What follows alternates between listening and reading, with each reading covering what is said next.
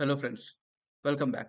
Today we are going to see what are fragments into the React. So every React component, whether it's a functional component or a class-based component, it returns some JSX code. So in whatever the JSX code it returns, it can only return one root element. So if you have a requirement where you want to return multiple root elements from a component, then you cannot do it. It is not allowed from the React, but you have some requirement like that, then how you can resolve it?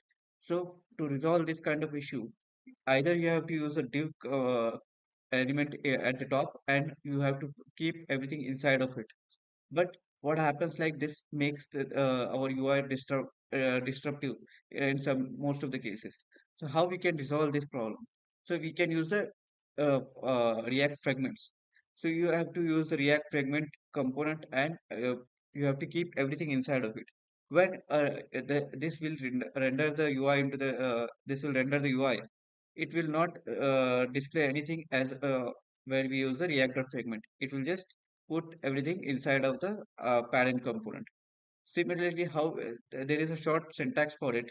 You can use the empty parenthesis, and you can keep the everything inside of it. That so this way you can return multiple elements from the React components, and you can resolve your issue.